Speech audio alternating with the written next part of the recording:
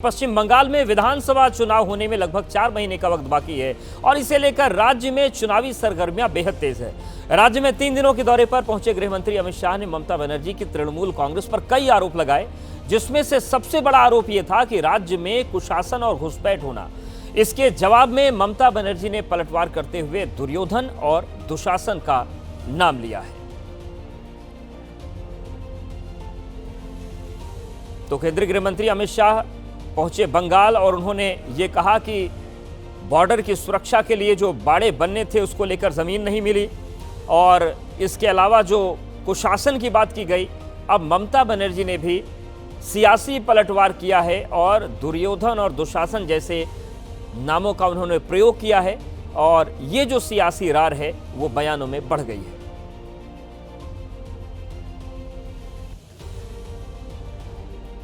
तो जो पूरी तस्वीर बन रही है बंगाल विधानसभा चुनाव की तैयारियों को लेकर, कोलकाता पहुंचे अमित शाह ने ममता बनर्जी पर एक बार कई मुद्दों पर हमला कर दिया एक साथ। शाह ने बंगाल में विकास रुक जाने के आरोप लगाए और यह भी कहा कि उसके लिए टीएमसी जिम्मेदार है।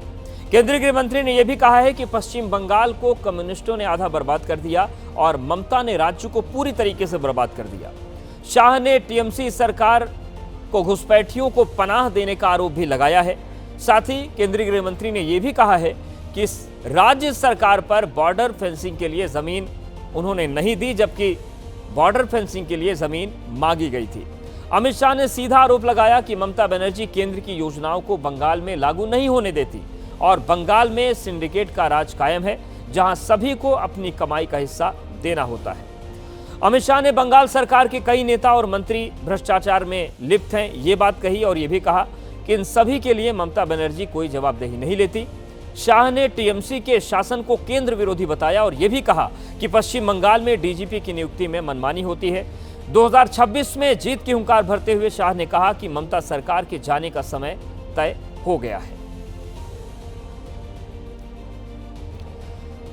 तो केंद्रीय गृह मंत्री ने आरोप लगाए तो उनके घुसपैठ वाले बयान पर पश्चिम बंगाल की मुख्यमंत्री ने भी जवाब दे दिया। इसके साथ ही ममता बनर्जी ने बीएसएफ को जमीन नहीं देने के आरोप पर भी हमला किया है।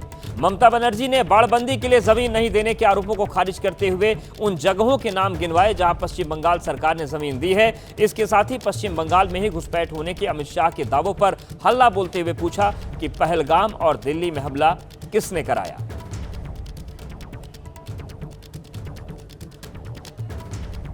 एक ऐसी मजबूत राष्ट्रीय ग्रिड बनाएंगे जो बंगाल से घुसपैठ को समाप्त कर देगी। इंसान छोड़ दीजिए, परिंदा भी पैर नहीं मार पाए, इस प्रकार की एक मजबूत ग्रिड की रचना हम करेंगे और न केवल घुसपैठ रोकेंगे, सारे घुसपैठियों को चुन चुन कर भारत के बाहर निकालने का काम भी भारतीय जनता पार्टी की बंगाल सरकार करेगी।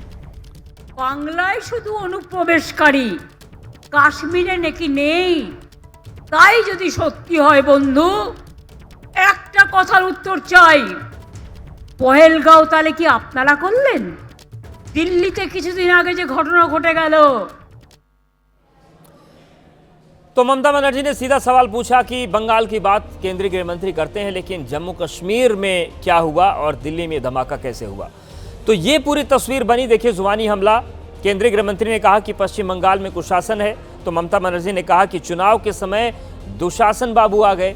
अमित शाह ने कहा कि ममता बनर्जी ने बॉर्डर फेंसिंग की जमीन नहीं दी, तो ममता बनर्जी ने पेट्रापोल रानीगंज में जमीन दी है, ये सवाल पूछा कि किसने दी। घुसपैठिए केवल बंगाल में आ रहे हैं, ये केंद्रीय गृह मंत्री ने कहा। ममता बनर्जी ने कहा कि दिल्ली की घटना का जिम्मेदार आखिर कौन है, उन्होंने दिल्ली को लेकर सवाल खड़े कर दिए हैं।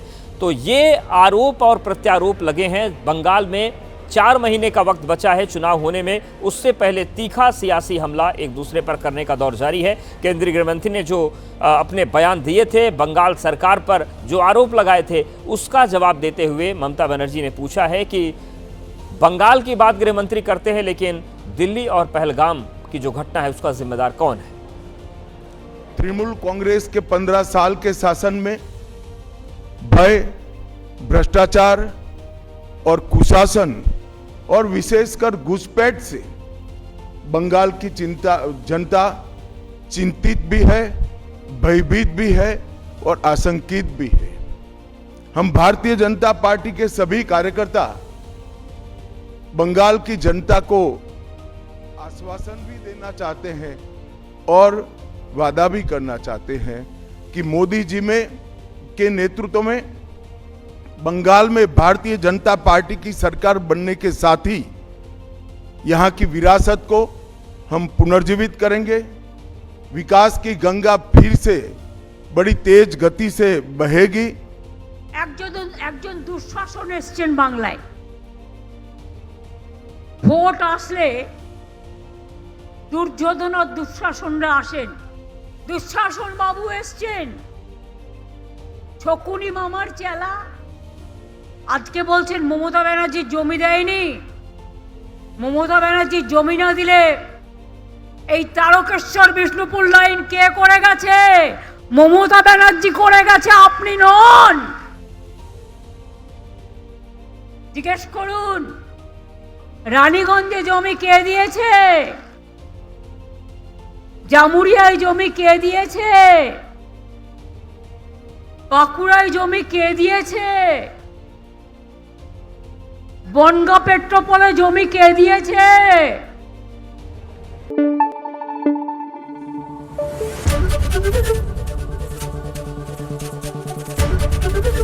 एबीपी न्यूज आपको रखे आगे।